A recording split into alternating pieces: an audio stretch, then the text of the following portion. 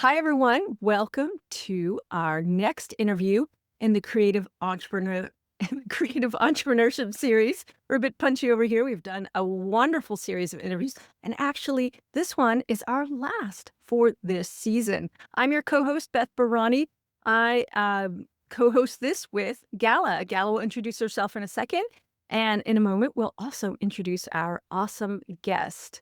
And I'm going to tell you a little bit about me so you know who I am and where I come from briefly.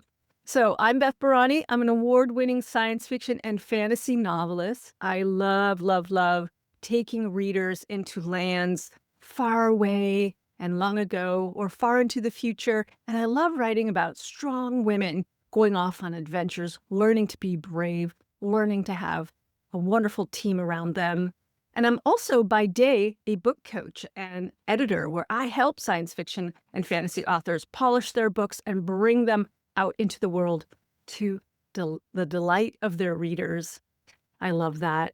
And now I'm opening up a whole new part of my business where I am also helping other creative writers who want to build profitable and sustainable businesses, serving other creative writers so they can share their expertise with confidence while making a living doing what they love. So that's a little bit about me. I'm going to pass it to you, Gala. Hi, everyone. I'm Gala Russ, and I started my creativity journey as a romance author. And I, with my co author, published nine stories at this point. We write as Willa Drew. You can check out all books. And then I also used to be a teacher for many different things. So my coaching business came out of that combo. I knew so much about writing and publishing, struggled so much with it that I really wanted to help people that I saw around me, other writers, with all of that so we can cut through the difficulties. And Beth was one of the people who helped me on that journey. And that is how the idea of helping people who now want to be creative entrepreneurs and help other writers came out. And now we're here interviewing the 16th person. I am so, so happy. Sarah, thank you so much for coming. Go ahead and introduce yourself. Thank you, Beth, Gala. Thank you so much for having me on. I'm going to go ahead and introduce myself in Choctaw. So, halito, sahochafoyet, Sarah Elizabeth Sawyer, Choctaw Sia Hoke. Hi, my name is Sarah Elizabeth Sawyer, and I am a tribal member of the Choctaw Nation of Oklahoma, but I live in the piney woods of East Texas. We do make lots and lots of trips to Oklahoma. Actually, we'll be going there tomorrow and next week. So, got lots of tribal events coming up. But I'm a historical fiction author and a writing instructor. So I have fictioncourses.com, and I take authors who are struggling to master the knowledge and tools of their writing business and become confident in writing their books. So I've been on multiple podcasts. I was on Inkers Con this summer. It's a great pleasure to be there, and Writer's Digest. And I've actually published 19 books, and all of those are with Native main characters, and 11 of those I wrote solely by dictation. So I am a dictating author, and I teach authors how to dictate. I'm also the host of the Confident Fiction Author podcast, where I empower authors to live their best creative lifestyle. So that's a bit about me. I have courses on dictating your fiction and also fiction writing American Indians, where I help authors accurately and respectfully write Native American characters in their stories. So really excited for this, y'all. Thanks for having me on. Well, I'm so, so glad you're here, Sarah. I love your work and share with my authors often your course about Native Americans on how to write them with accurate representation. I'm so excited to have you here. And so I'm going to dive right in with our first question, which I have here on a document. What's something you wish you'd learned earlier about starting a creative business? Ooh, something I wished, only one thing, right? There's so many things I wished I had learned earlier. And one of those was one thing. So really when we talk about one thing, it having one thing and sticking with it. I am so glad I started with fiction writing American Indians. That is actually where I needed to start. And then I went into teaching authors how to dictate.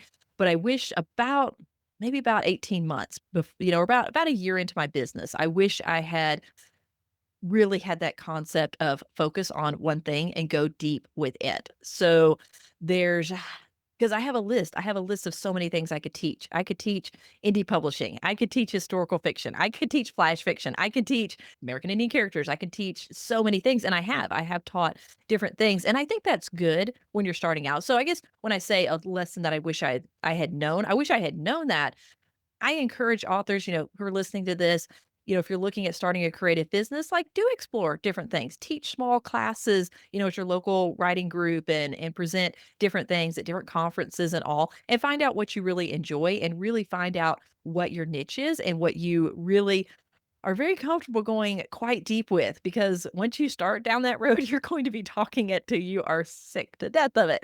And I haven't reached that point, honestly, with either American Indian teaching authors that or with dictation.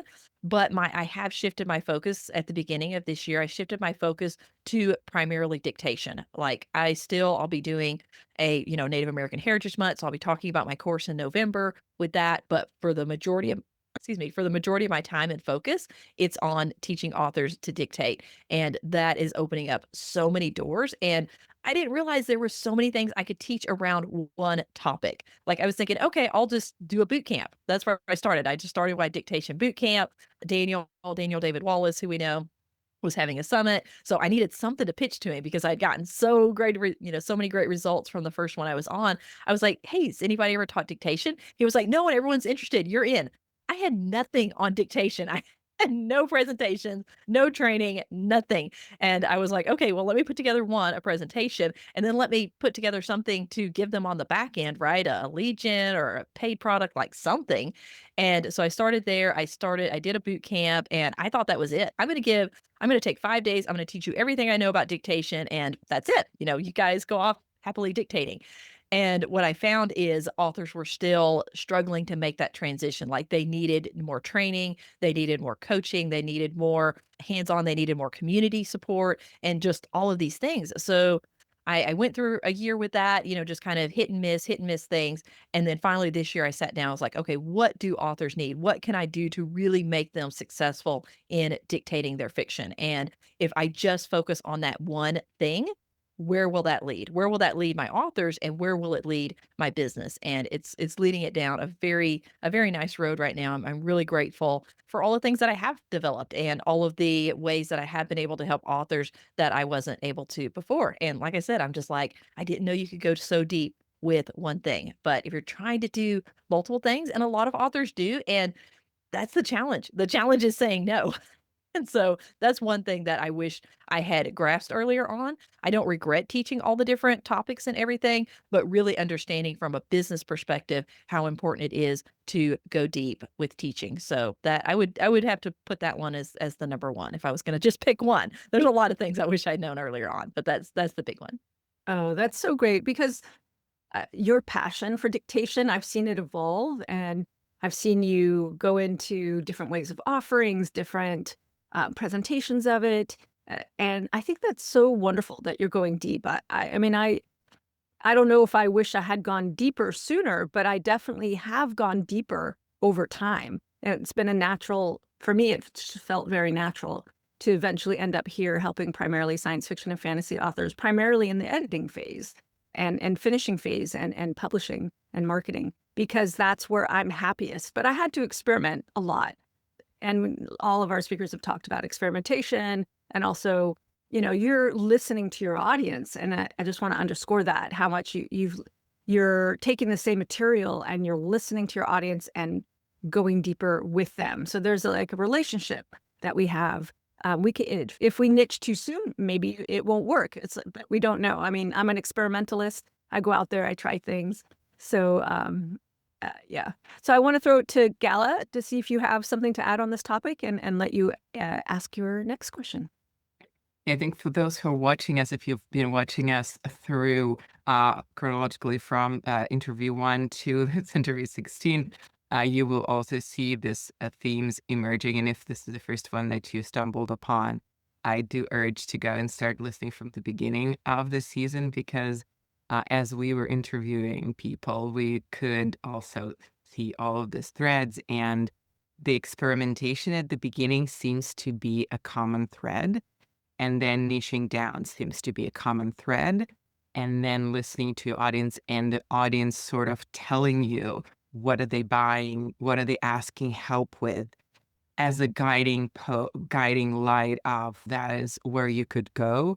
So it's sort of like my lesson because I am at much earlier stages of my journey and I am at the stage where I was talking to Beth, like, I have a list of 10 things that I totally want to do presentations on, but each will take me, like 120 hours to create. And of which one do I do? Do I do them all? And she's like, well, just lead with what you already have and then see if there's other interest. And who we were talking to, I think Stacy, the other fear that I have is when I look at people like you who already have so much created is that I'm behind. I'm so behind because you have all of these things figured out. How can I fast forward through that process and figure them out now? And also, this is also a good reminder for myself that, it took you years to get to where you are. And I just have to be patient.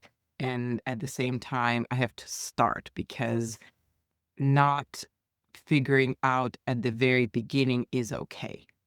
Not exactly being sure which niche is your niche is totally fine. That's what I'm telling myself based on what you were saying. Yeah, and I just want to add, it's totally fine. And I actually did something similar to both of you. And in my first month of business, I sat down. I remember it was December, it was Christmas time here. And I wrote a huge list, like this is the curriculum. And I basically wrote a very detailed list from the beginning of starting a book and the idea generation phase all the way to publication, which was a little murkier because I hadn't yet published, but I had written multiple manuscripts.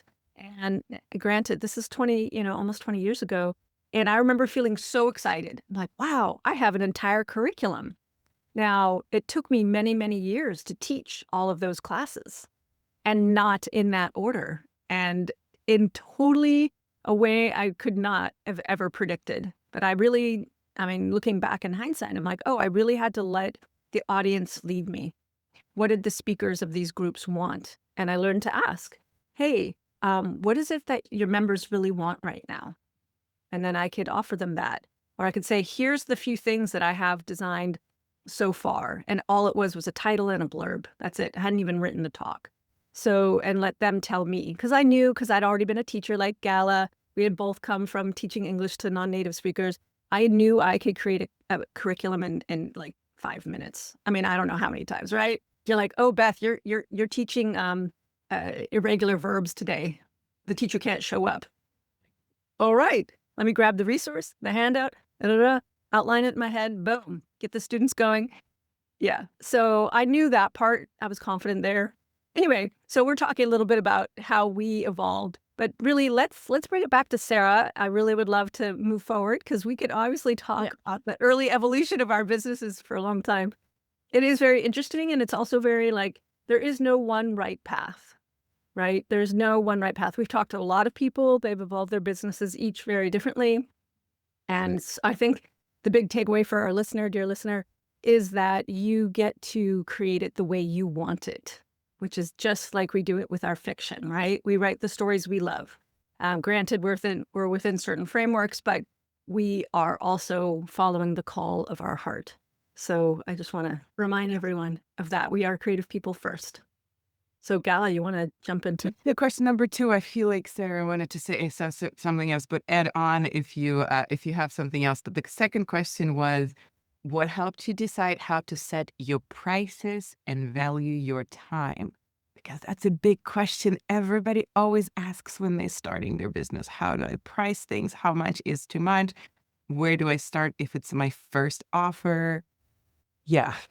So good. So yeah, I will go ahead and tag on just at the end there, Gala. I started teaching, creative writing workshops in 2011, way before I did online. I didn't start online till way later. Like it was 2011, and I taught workshops on and off and a few conferences. And it wasn't until February 2022 is when I had my first course sale. So just if we're looking at a history and evolution, like that's where I'm at. But I started teaching, not full time, but just, here and there workshops in 2011. So I think it was 2011. It might have been 2010, but somewhere in there. So it's been a lot of years. Overnight success here. It only took me 15 years to get here. So pricing, yes, that's I'm really glad you asked that question because that's something I always asked and no one had an answer. And it's like, well, it depends. It depends, right? And I'm like, no, there's got to be some kind of standard. So when I started creating my first digital course, before I knew any of you, I didn't know anybody in the industry personally who was teaching fiction. Like I didn't have any network, no connections. I did so many cold pitches at the beginning. I can't believe the people that picked me up, but did lots of cold pitches, just like, "Hey, would you promote my thing?" So, pricing, I went on YouTube. I went to YouTube University and I watched video. So this is probably maybe TMI, but I had food poisoning one night. So the next day, like I was in bed all day. I'd been up all night. So I was in bed all day. I spent that whole day watching video. I felt good enough at least to watch videos. So I watched YouTube videos for like 8 hours on how to build and launch a course. And what I learned is people were pre-selling the things, like they were selling it before they even created it. And I was like, what? That sounds scary. And I was like, well, I guess it's like putting a book on pre-order, right? And they're like, hey, if it doesn't work out or you can't deliver, like just refund everybody the money and go on to the next thing. So that's a way of testing your market. So I was like, "What do I price it?" And $197 kept coming up for like an evergreen course. You're not offering any kind of program. You're not offering any kind of coaching in that. Like they just sign up, self-paced, they go take the course. Last year at Daniel's Summit, we were talking about pricing and Lewis and I were kind of on the same page with this. We were like, 197, 297 is like the new 197 because of inflation, rising prices and stuff. So you can still, look at 197. That's just kind of how one was, one of the videos I was watching described it. It's kind of just a sweet spot. It's like you don't have to put in a ton of marketing dollars to sell it, like a $1,500 program or a 997 or even more, 3, 4, 5,000. It doesn't take the amount of marketing dollars to sell a 197 course, but it's also enough that you don't get caught in that you're really not selling it for enough. And so the effort that you're putting into it, you're not making enough money. So 197 was kind of the sweet spot when I started in 2022. And I would say 297 is really, just from what I'm seeing and all is a little bit more of a sweet spot just for an evergreen. Again, you're not offering additional support or coaching or access to you, basically. So it's really important to keep your boundaries. Not saying you have to be a snob and not answer people's questions. I answer everybody's emails. I help as much as I can, but I do, keep the boundaries to respect the people who now pay for my programs that involve coaching. So for just like a single workshop, like an hour workshop, or I'm seeing anywhere from like $49 to 97. Usually 97 is if it's like a couple of hour, workshop, and I've done some of those. Boot camp, people, their eyeballs fall out when I say I teach a 3-day live boot camp for $37. It's like, that's so cheap. Like, why $37? And I got that from my very first boot camp that I did from Amy Porterfield, which if anyone's familiar with her, she does, all the digital course stuff. Like at some point you're going to come across her. So I did her boot camp and I just did the hacking. I just copied her, not copied her boot camp, but I copied everything that she did. And that's how I developed my boot camp. And one of the things was the price. And the idea is you have a program at the end that you upsell, you have something else to offer them that takes them deeper and, possibly get some coaching and all along with your program. When I started, I just offered the boot camp for $37. I know people are like, like that's it, like that's all you're doing.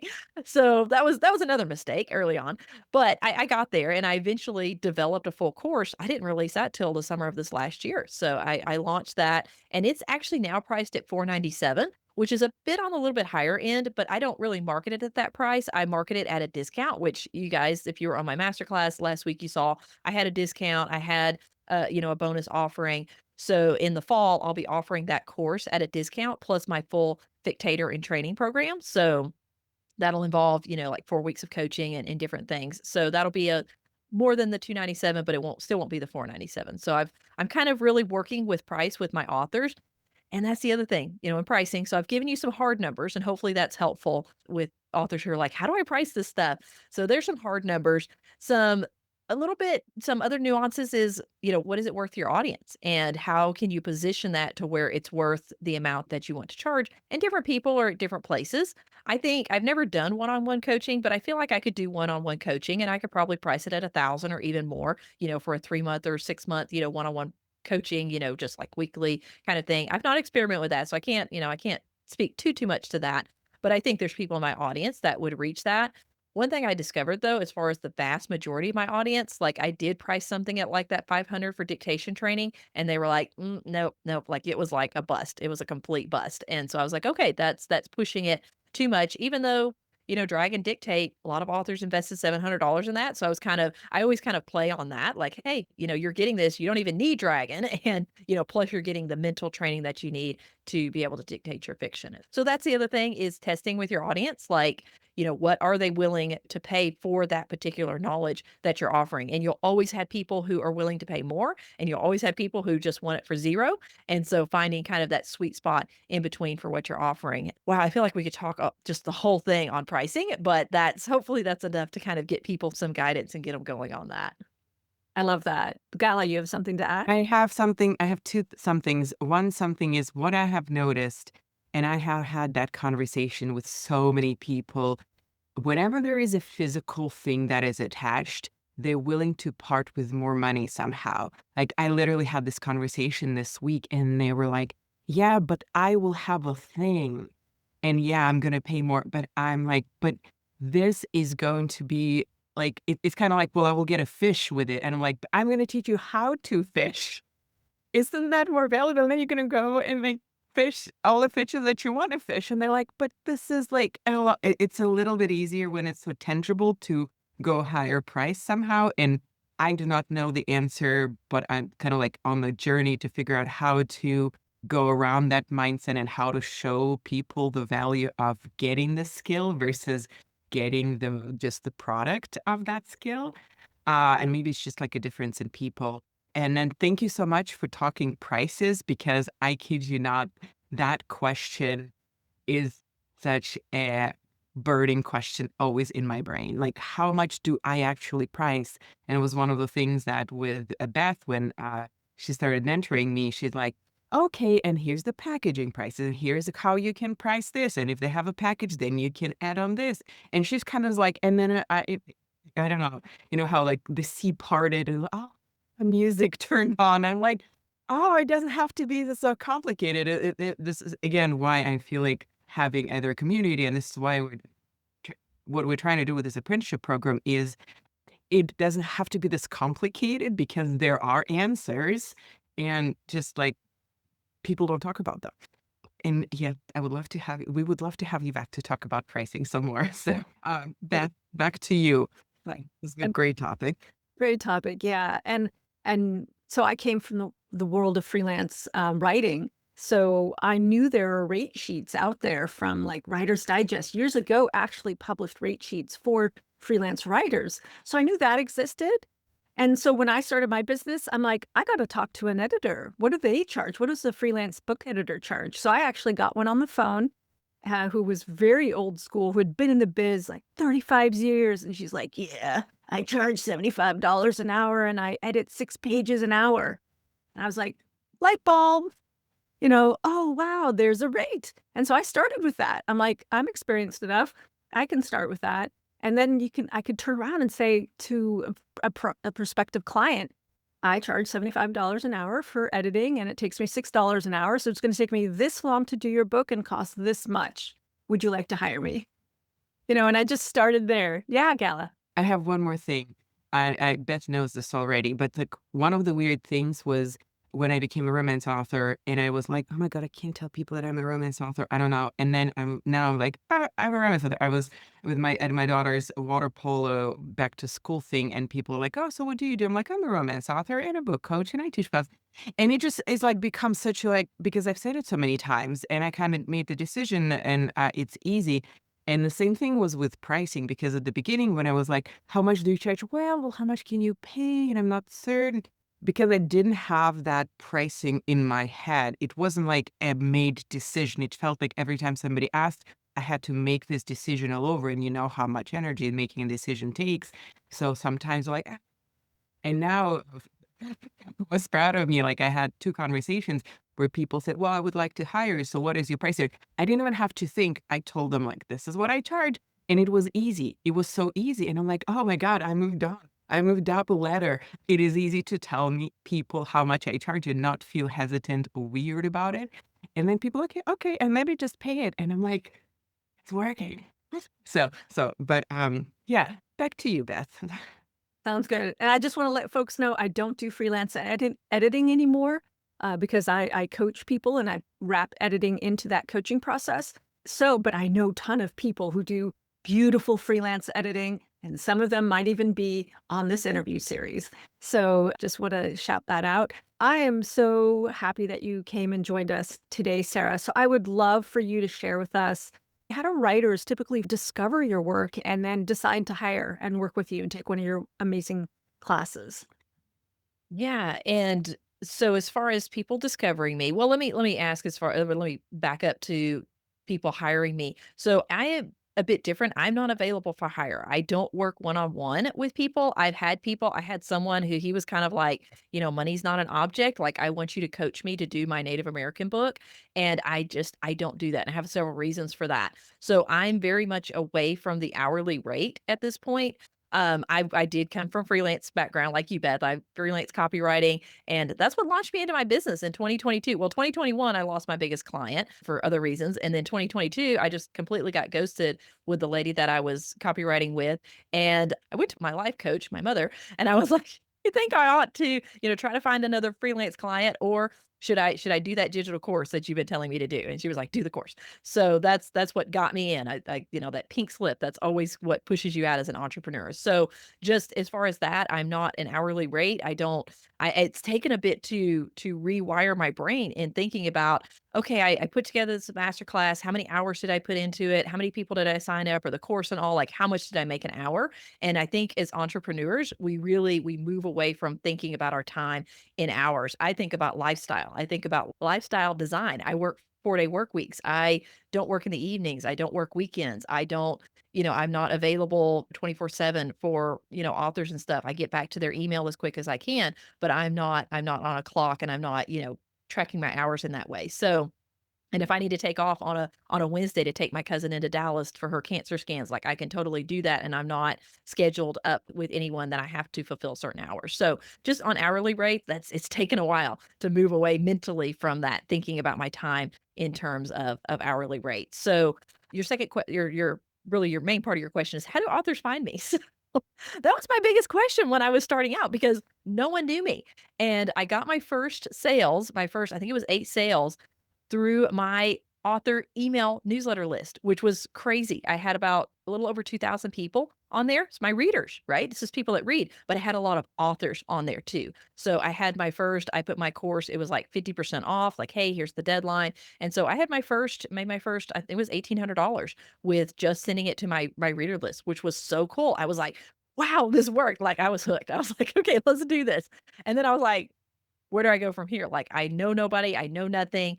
And so I just started studying, like, how do I get this going? And I started cold pitching fellow teachers of fiction. And I just had, because I was on a lot of their newsletter list because I was being taught by them. So I was getting their newsletter list. And sometimes I would just reply back to their email newsletter list of, here's how to sell $100,000 worth of books in a year, whatever. And so I would reply to their emails and send them my pitch, like, hey, I've created this course.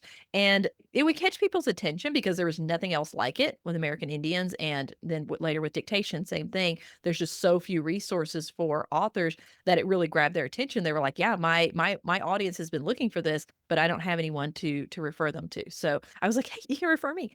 So honestly, my first experience with that, with partnering with someone, was Brian Barany, which some people know of him teaching Amazon ads and all. I had been on his newsletter list for years, and for some reason he replied. And it took 7 months, though. I think it was about 7 months of us kind of going back and forth, and, like, "Hey, remember me?" We were talking about maybe doing this. We ended up doing I think it was a 5 email sequence, which was weird. I've not done this since then, but we did a 5 email sequence of a Q&A where he asked me questions, I answered them, and he sent those out to his newsletter list. And that's where I can't remember how many sales, but I had the most sales that I had had. And I was like, "Wow, it's working again." And then from that email series, I get an email from Daniel David Wallace. And he's like, "I've been looking for someone to teach historical fiction. Are you in? Would you like to teach at my summit in a couple of weeks?" And I was like, "Yeah, I've taught historical fiction. I could do it." And he's like, "Totally pitch your course, like, put your lead gens on there, do everything." So I was like, "Okay." So I did that. And that was my first summit experience. And that's when I realized that was really going to be a key, is networking with my fellow authors and being on their podcasts, being on their summits, and really just offering that affiliate program. Now with Daniel, that wasn't even an affiliate program. Like, I just came on his summit. I got hundreds of new subscribers. I got tons of people signed up into my course at full price, and that's when I was like, okay, this is how I need to do it. I need to connect with my fellow teachers of fiction. So that's I just continue doing it. I continue doing it now. I have so many authors. I think I'm at almost 60 authors who have signed up for my affiliate program. They're not all actively promoting. There are a good bit of them, and I'm just like I love them all. I love affiliates have saved my bacon so many times. It's promos and all, even this masterclass that I did this last week. So I also do some guest blog posting. I'm not a super fan of that because even though I'm a writer, like I want to write my fiction, I'm not like super into writing guest posts. Like this is not something I really enjoy. I started out with that. I did do several guest blog posts, so that's definitely an avenue. But I would rather be on podcast. Honestly, I'd rather just come onto a podcast, have a conversation with someone about dictation or writing American Indian characters, and offer my lead gen. A lot of them enroll as affiliate too. And so they'll put their affiliate link in there. And I'm just building those relationships and moving forward. So as far as how to find them, everybody's like, how do I find them? How do I find them? There are, just start reaching out and building relationships, building connection. And I look back and I'm like, how did I get here? And that's, I guess I could add this too, because we are largely introverts, like a lot of writers. We're going out here to teach writers, but we're like very and just lacking that confidence to step up and like, hey, would you be interested in partnering and promoting my course or my lead gen, doing a newsletter swap, something like that, and being able to have that confidence to do it is a challenge. I don't really have a choice because my mother always pushes me like to the front of the stage and the front of the room. And so I've just gotten used to is like, "Hey, you just step up." And she's like, back in 2009, I wrote my first story of Choctaw historical fiction. And she's like literally pushing me up onto the stage after the State of the Nation address with our chief. It's like, hey, let's go meet the chief and tell him you're a writer. And he's like, oh yeah, here's the editor of our tribal newspaper and talk to her. And that's how I got my first story published in our tribal newspaper. So she's always pushed me to the front. And so I've just adopted that as uncomfortable as it is and awkward as it is and all of the things. I just have to remember that I'm offering something of value for their audience and am offering a resource for writers who come back to me later and they're like, this changed my life. And so why wouldn't, that gives me more courage to continue to put myself out there as hard and uncomfortable as it is. So it's really in framing your own mindset and then framing your offer, what you're offering to the person that you're networking with. But that's the very long answer. And again, though, we could talk about it all day, but that's what I do to find those who enroll in my courses. That's so wonderful, Sarah. I know that when I heard about you, I think I heard about you from two different sources. And I was so impressed with your ability to basically cold call.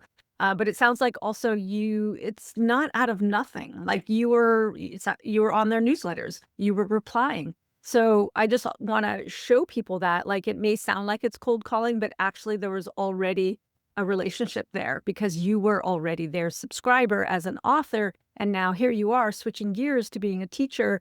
And that's just so wonderful. And I also want to underscore affiliates. My life changed too in my business when I started partnering with other writing teachers, both in co-teaching as well as jumping into affiliates. And Daniel, who is in the series, he was a big part of that. And his generosity and his enthusiasm and just the way he's really given us writing teachers beautiful platform to meet other writers. And there's a lot of people in our community now who run wonderful niched summits. So for anyone wondering how do we get in front of a lot of people, we have now created this ecosystem, at least here in the United States. I know it doesn't exist. I heard from someone else that it doesn't quite exist in Australia or New Zealand. So there's an opportunity over there to help folks over there run summits because, it's a totally different time zone. But having all these wonderful places to learn, whether you want to learn romance writing or like there's a speculative fiction, summit going on right now, or mindset coaching, or super niched. We're going to run one eventually on creative entrepreneurship, right? And super niche into that. So I just love that you actually really leaned into the network that already existed for you. And then like total hats off to your mom, helping you learn how to be in front.